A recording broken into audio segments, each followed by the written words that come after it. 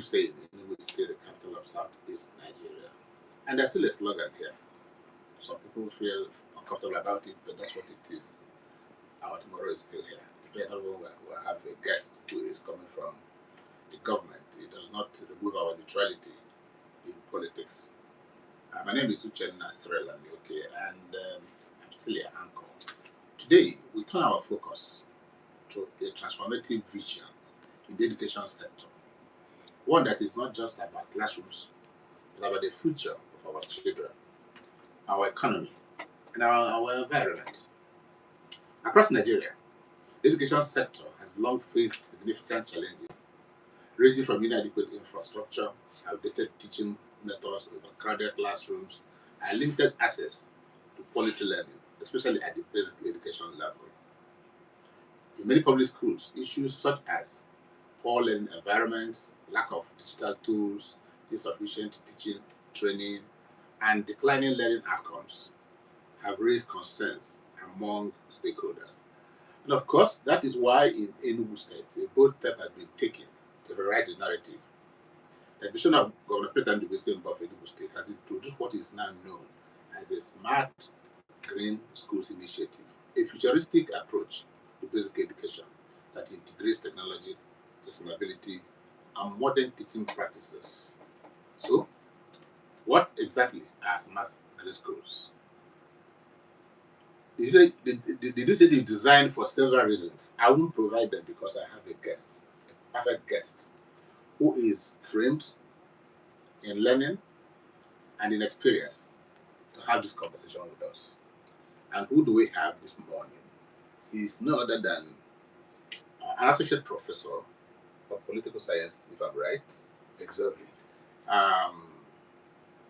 Tested lecturer before he ventured into public service. And he is the executive chairman of the Enugu State Universal Basic Education Board, ESUBEB for short. Associate Professor Banku Ajinus Okibe. Prof, good morning.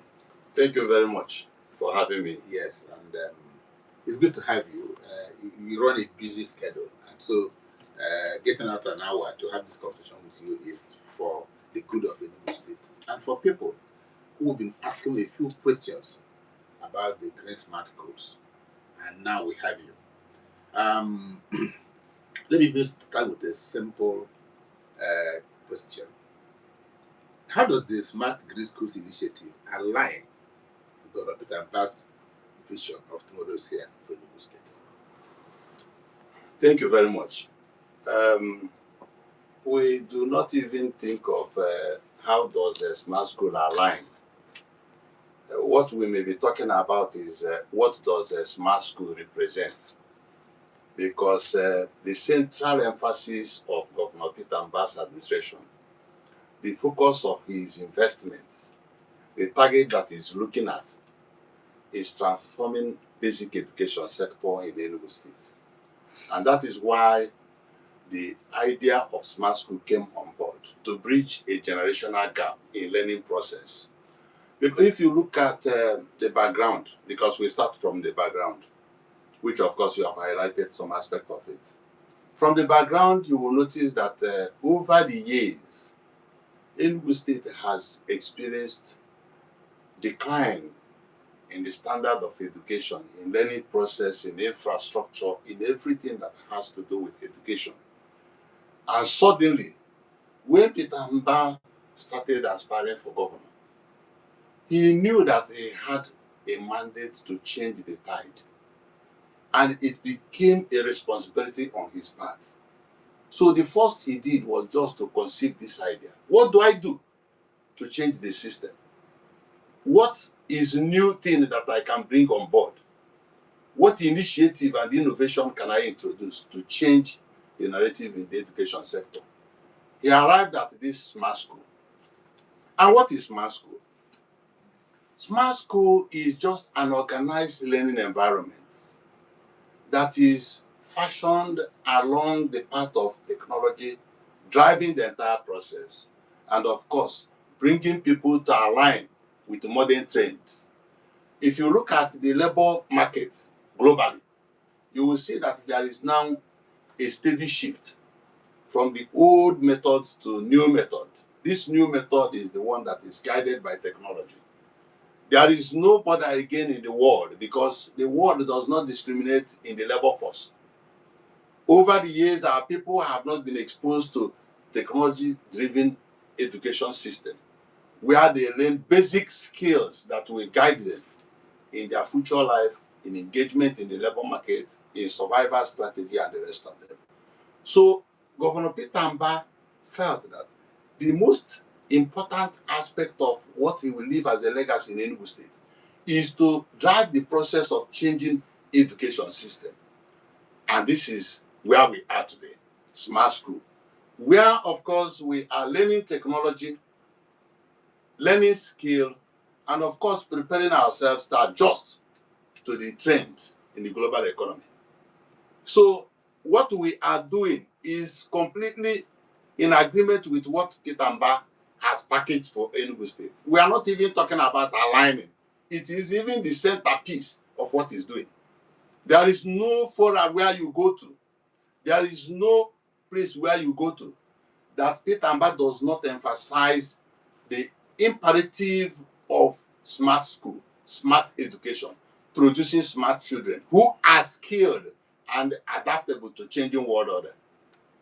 Okay, that this, I'm not calling it a phrase or a word, this articulation policy, which seeks to move a junior secondary school to be properly integrated to primary grades. How is this working out under your care?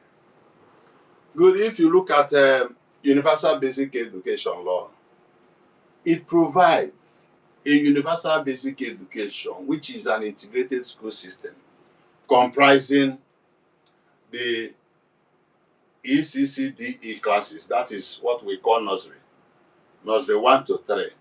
We have primary 1 to 6. Okay, primary 1 to 3, which we call the lower basic, primary 4 to 6, which we call the middle basic, and the upper basic, which we call JS 1 to 3. It has been there in the law book, but it has not been actually put into effective operation for obvious reasons, because the ground has not been made available for the integrated school system to happen. We have had separate schools, junior secondary school merged with senior secondary school, primary 1 to 6. Sometimes you have even nursery school separated from all this. So what we are doing now is, by the nature of smart school, it consists of nursery 1 to 3, primary 1 to 6, and JS 1 to 3. Now what we are doing is that we are bringing back JS 1 to 3 and integrating them into the new structure. Because even federal government has emphasized the need for this integrative approach, because that is also giving room for people to understand what constitutes basic education that they should acquire and which government is supposed to fund. So by integrating the junior secondary school, we are now building a mass of pupils and students in alignment. Now they have exposure to learning process, which will take them all through the stages without at least separating them. And by that, you see all of them understanding the same technology, reading in the same classroom, being exposed to the same skill, and of course, graduating with that kind of collaborative orientation. And that is what the world needs, especially now. Because without moving from these stages, you find it difficult to survive when you go to a higher stage. Of course, you know what we are experiencing in the university system. Because of poor background, people graduate from all these lower levels because there is no attention paid to them. They graduate from this lower level. By the time they get to the university level, you see a big challenge because there is already a gap. Irrespective of whatever you could see as their score in JAM, by the time you administer first semester exam, you start to see a distinction between what they have scored in JAM from what they are in actuality. So what this system is doing now is that we are moving all of them together. And let me tell you the package now, so that you understand it better. The package now is that we have all the while had multi-grade teaching from nursery 1 to primary 6. And you know what multi-grade teaching is all about? One teacher becomes master of all. Whether you read English as a subject, you teach both English, Igbo, Agric, everything all together. Now, governor felt that no, this can no longer be the case. As we are specializing, let us also recognize that there is need to employ and assign people based on these areas of concern. Now we have dualized our process. We have two carriageways now. The first one is multi-grade teaching, which of course starts from nursery 1 to primary 3. Okay, from primary 4 to JS3 is now subject-centered approach that we're adopting. If you are teaching English, you specialize in English. You go across the classes and teach English. If you are teaching mathematics, you do the same thing. Why are we doing this? Because over the years, we observed poor performance in some key subject areas: English, mathematics, basic science, basic technology, and the rest of them. This consistent failure informed us that we must change the approach. And that approach is that you find out where does the problem of the system lie. Is it in the teacher or in the students? Now we can firmly hold somebody accountable. If a teacher who is teaching English has not taught well, you can pin the person down and treat the matter, so that our people can start to perform well in all these key subject areas and have firm understanding of how to adapt to other competitive environments. Because education is not just limited to this Enugu state. It's a universal something. Whatever skill, whatever intellect, you exhibit it outside. So governor does not want a situation where Enugu becomes a backbencher in the process of this global competition. We want to take the first seat, and that is what exactly we are doing. And again, we have also devised a means where we start early to expose these pupils and students to technology. Remember that the new thing that the Enugu State basic education system has brought on board is introduction of experiential learning. And I will give you an example. Experiential learning came on board because we realized that Igbos have over the years excelled in the area of apprenticeship. And we can formalize this in the education sector. If you recall, somebody will graduate from school, go and learn something from somebody, and the person is settled, he now starts to live an independent life. Now, because this is something that is culturally integrated into Igbo blood, the governor felt the need to now inject it into the school curriculum so that it will become a formal instruction that people can now learn without necessarily going to learn anything from any other person. Now, experiential learning comes in the form of learning by practice. Learning by practice. This is not the first time it is happening, I must confess. But this is the first time that it is happening at the basic education level.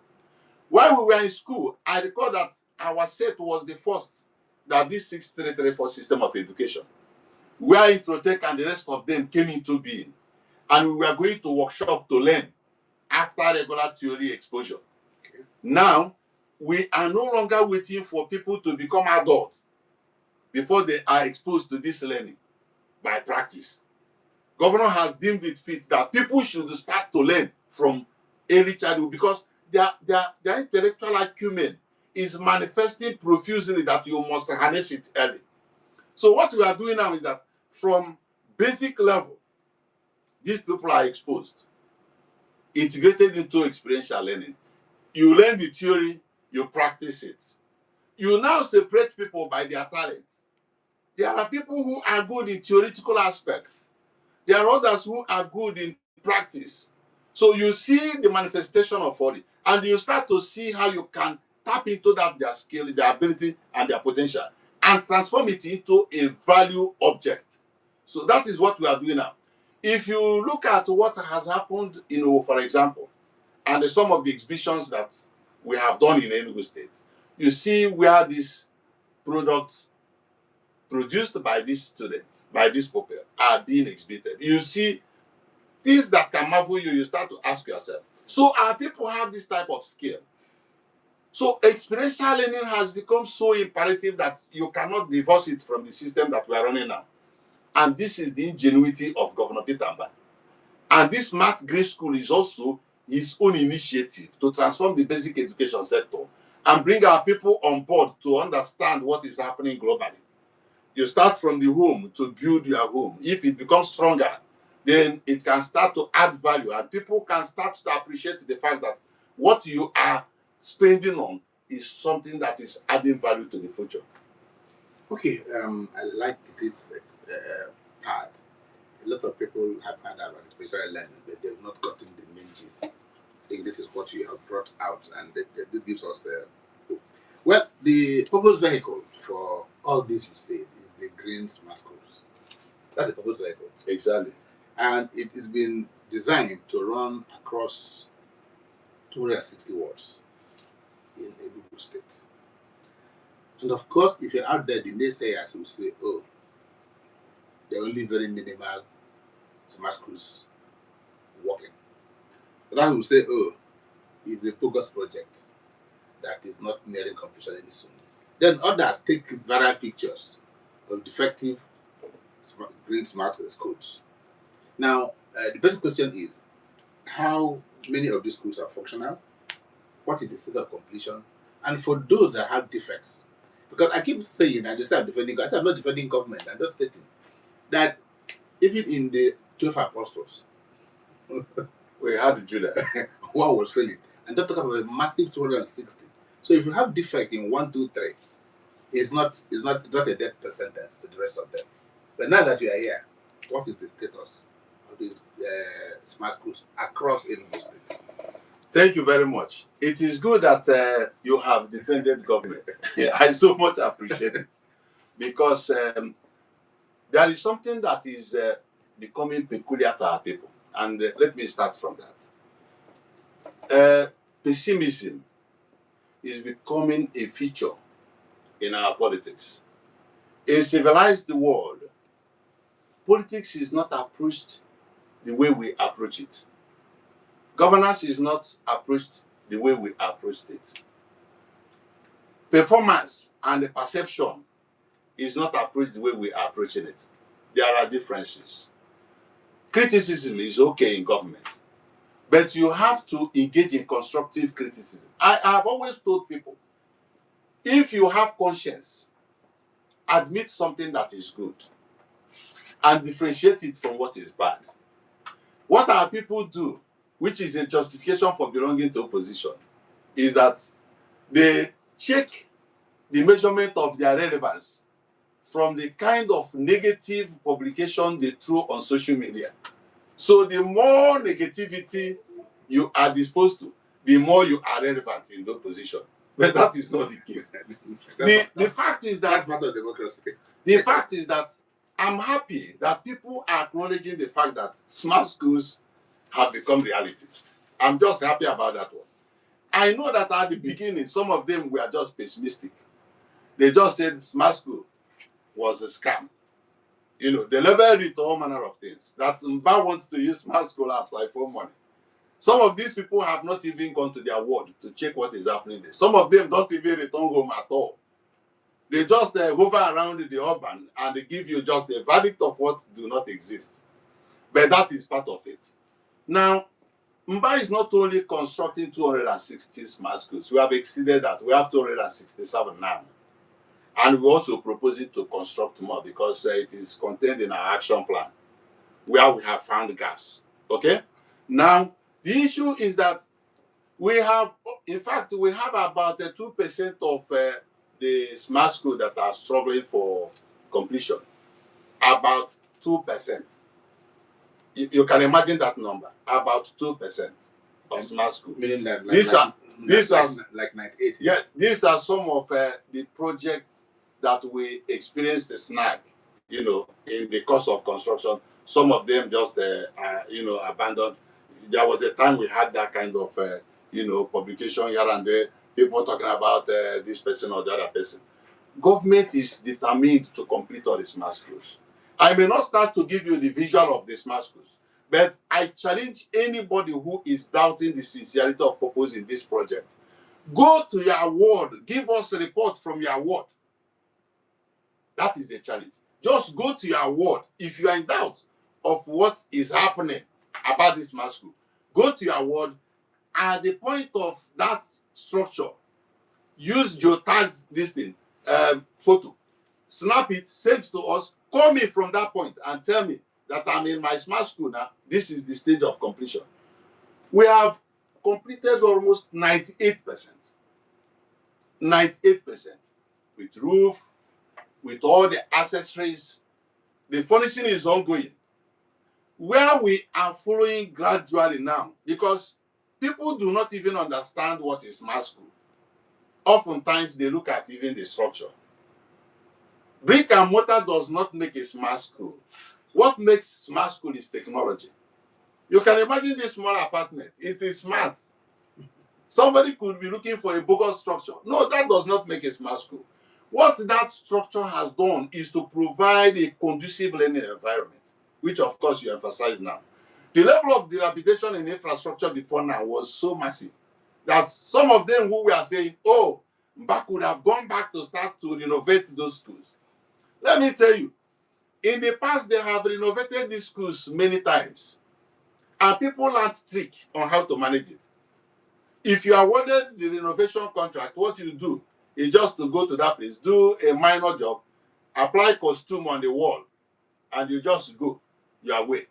You are sure that next year, because matching grant is being approved from Abuja by UBEC, and the state is also paying the counterpart fund, you know that by next year, another round of contract will come, and you also benefit. If you do a good job and strong one, of course, it is over. So they continued with that kind of practice. These are things, the baseline that Mbah even did before concluding on the smart school. We can't go back again, apply costume on these walls. Some of them are not habitable. Some of them are even worse than even zoo. Okay? So nobody could continue.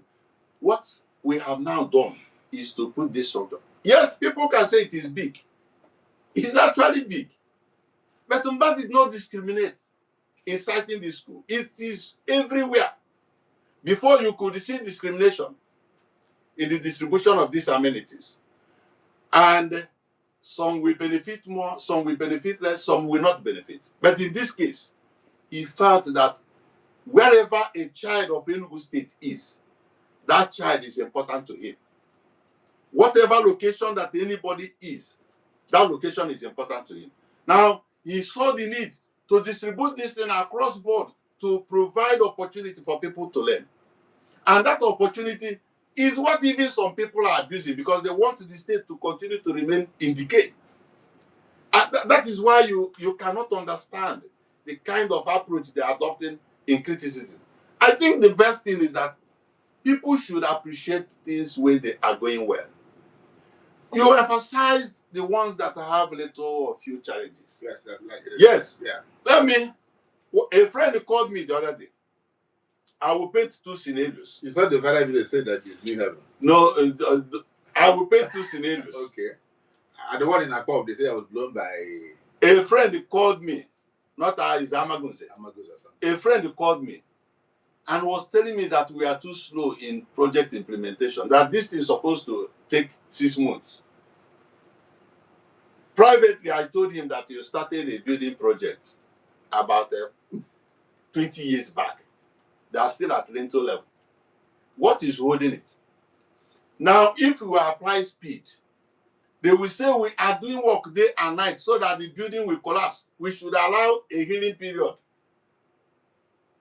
If we slow down so that we observe the integrity procedure, they will say we are no longer doing anything. This world and this life, the dynamics of living and dying is also implied in the act and the mindset of human being.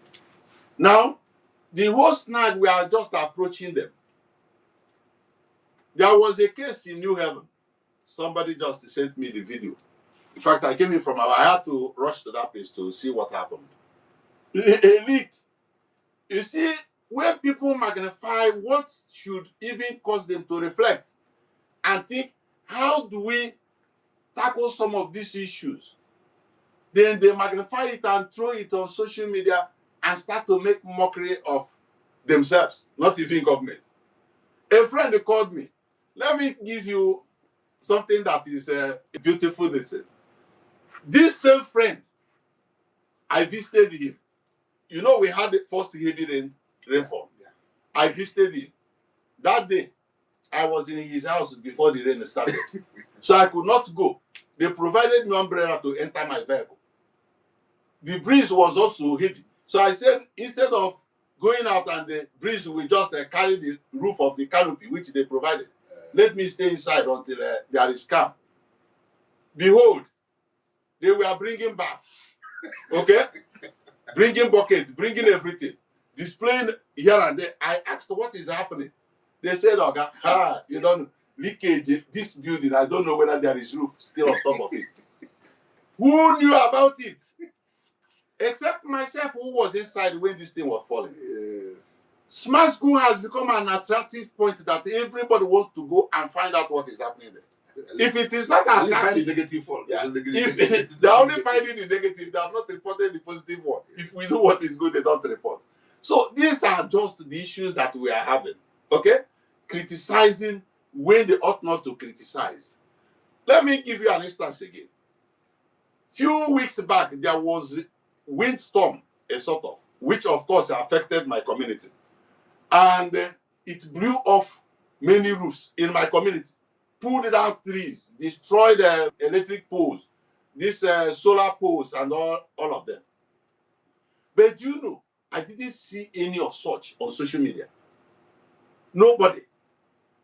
But what happened was that somebody sneaked into the smart school in my community and took a video of the suspended ceiling at the passage, which roof just forced into and they scattered and was displaying it on social media. And the same person who was displaying it had no roof on his building because the wind blew his roof off. He had no temerity to even tell the world, I'm in a very terrible situation, assist me, rebuild my house. What he could do was just to go and snap a smart school where some of the suspended ceilings pulled off. But do you know why they do that? Because they are in love with what we are doing. Because it's public funds. The other one is a private fund. Well, the public fund does not suspend the natural disaster. Okay? If one has not done work well, there is a way to approach it. Let me tell you. If you have opportunity to serve in the public sector, there are basic things you understand. Beyond classroom situation, beyond teaching scenario, serving a public institution gives you an insight into how people behave and the mindset. I did a survey study, and I have come to the conclusion that the problem that we have in Nigeria are not even the leaders, Followership. the followership. That is the problem we have. From my own observation, and of course I'm writing some papers on all this, I discovered that government will have good intention and have also what it could call a fertile ground. I will tell you what that fertility is. A fertile ground where it plans to sow a seed. But evil people will come and they just not even harvest, but uproot it. Now, Governor Mbah had in mind to render quality service to Enugu State people. Believed in the people that he was thinking he would work with. Contractors. Gave them work. Provided funding. And many of them felt that it is business as usual. They never had the second thought of what Mbah meant when he said business unusual. So they were given this contract, mobilized. They were also requested to go to site because the site handover has been done. Some of them, fraudulent characters, now started cheating on government. Not following specification, not even implementing at all. And you tell me that people are not wicked. I tell you, many of our people are damn wicked. What have been the consequences for those who have done this? Already we are dealing with the situation. You know that Mbah does not let anything go. Because now we are talking about public fund. Nobody collects for public fund and just live with it. You must account. But these are people that slowed down the pace of our work. And in many instances, rendered poor and terrible work that we are battling with. How can you tell me that some... Are they been punished? Yes, already we are dealing with some of them. How can you tell me? What practical terms are you dealing with them? Well, you know that sentiment has a way of, let me not say in practical terms, because those that are involved, they know what they are suffering already. But what we are trying to say is that, how can you give somebody a job, pay the person? Now there is specification, there is bill that is regulating contract. Now you give the person the bill. Remember that nobody was forced to even accept the job offer. Let it be firmly established. Nobody. When the bid opening was done and award done by selection of those who bidded fairly, they were requested to review their bid and see how they can at least adapt to the new bid price, which of course is the standard price and which is not far from what they bidded. And these people went ahead and wrote letter of acceptance and went to bank to collect APG, and they were mobilized. And along the line, they started manifesting dubious intention. Because this is a mass project. Some of them started slowing down others that ought to be engaged in the exercise with good faith, so that they continue to collect variation. At every moment, they will just stampede you into granting the variation. And they saw it as a ground where they can continue to receive money, every day. And at a point, no, we said no. So what we have actually achieved now is that... Before you do that, so have there been variation in some of these contracts? Yes, we granted variation. Because originally, like in Esobel, originally, the contract sum was 346 million something. Okay? Now, when we suffered some inflation trends, we reasoned that maybe because of the dynamics of the market forces, that this price, this contract sum, is not sustainable. Remember that for Elsebeb UBEC project, there is no room for variation. I requested government to come to our aid so that none of the project will be abandoned. So governor graciously approved it and granted them equal level with those awarded by the state. Some of them completed their job and delivered good project. The dubious ones were just going back and forth, seeking for additional additional opportunity to enrich themselves. But this is not how government can run. So those who are contractors, let me tell you, if you have any good intention to do any project and contractors did not frustrate you, you go for Thanksgiving. Before you go for that, can I ask you one question? Who is in charge of the execution of the smart green schools? Is this the Enugu state government? Is this SUBEB or is it local government? Well, or is there an arrangement, where is there a synergy? Let me tell you. Because out there, yeah, there are several stories. It started with government, they've handed it over to the local government, and SUBEB is supervising. There are too many confusing stories. No, people are always people tell stories because one is that they don't even know what is their business. Their business is to deliver the project, and they also have a business of supervising what is happening in their ward. They're supposed to be the eye of the government. Report where there are deficiencies, then government will take it up there. You're supposed to follow up with the engineer, know what he's doing, know whether he's following specification, report it to local government. So in terms of government, yes, they can report to SUBEB. This is our project, generally, whether it is being done by the state or by SUBEB. But let me tell you how it goes, yes. Because yes, you need to understand. The whole project comes under SUBEB. You know that SUBEB is responsible for management of, basic education. Yes. Okay, but again, we have Ministry of Works and Infrastructure.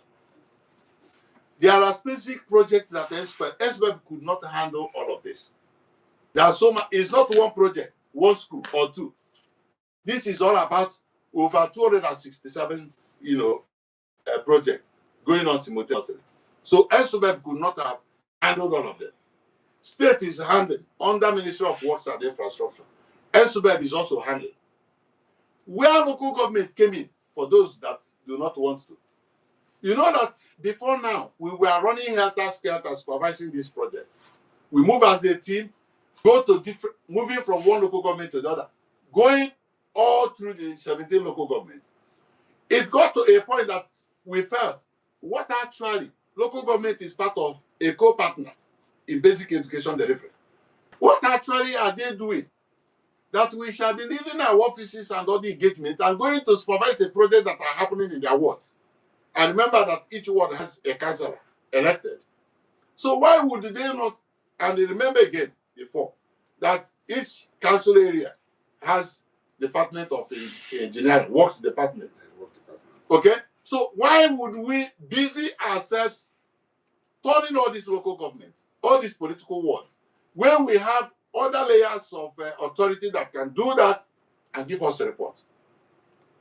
We partly just handed some aspect of the supervisory job on the local government.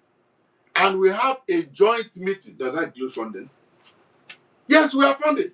No, does it include local government funding? No, government is funded. So why do you think local government is funded? Well, let me tell you. These are some of the criminal elements I told you about. Those that have refused to do their job. Because we watch them closely. We thought maybe they are trying to frustrate what Governor Mbah is doing. Because they don't have good faith from the way they are behaving. What happened was that we now said, okay, rather than give you money direct, because often we give you money, you don't procure anything, you don't do anything. The next you do is to start to write another supplementary request. What have you done with the one you received? You can't give us any concrete, response. So we now said, write whatever thing you want to do. The local government that is supervising the project that you are doing will now join you to where you are buying and pay. You get it? Yeah, micromanaging. So Micromanaging their funds. Yes, that kind of supervision and management got many of them upset because there was no room again for anybody to pocket government money and just continue with business as usual. Okay, can I ask one question? Somebody sent me a note and said, please don't fail to ask Prof this question.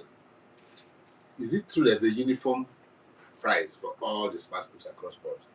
From the West, the South to any other local government, is that it's the same contract price? Exactly. I don't know when you've been to my place. And you've been to Zago. My place is a rugged terrain. Well, let me just help you out. Yes. Because, yes, we use the uniform price, okay, in their word.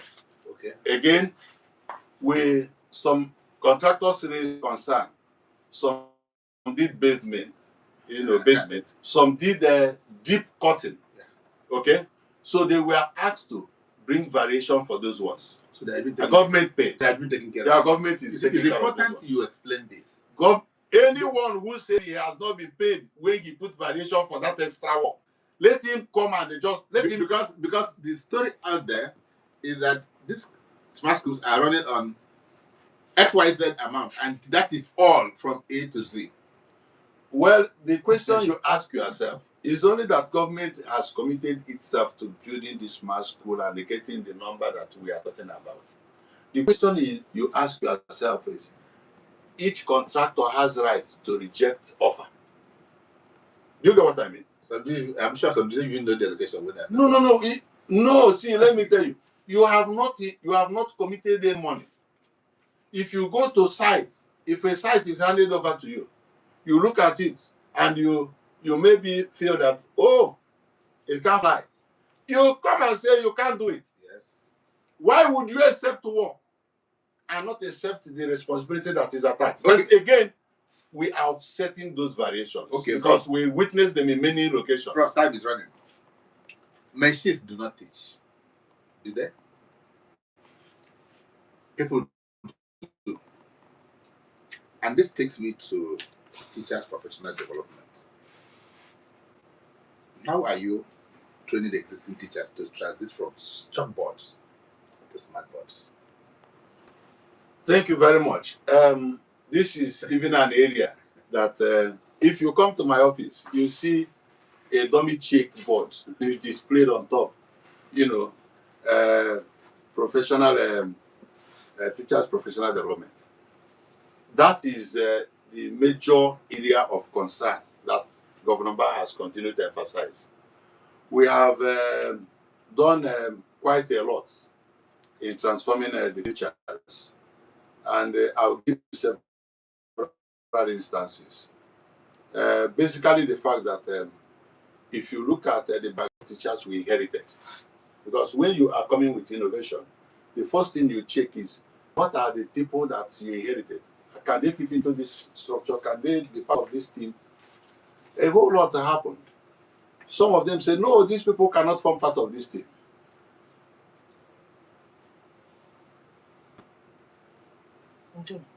Okay? They say some of them cannot form part of this team. And what actually happened was that we said, no, each person has the capacity and potential to adjust to changing world and changing technology. We first started with the digital literacy training, which of course you know is basic. We are moving away from the analog to digital.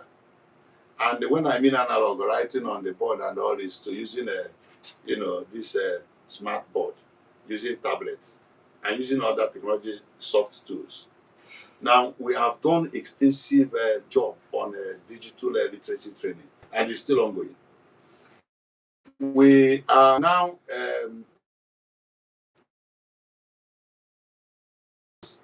we have shortlisted about close to 5,000 of them, those in special subject areas, because of the curriculum that we are now implementing.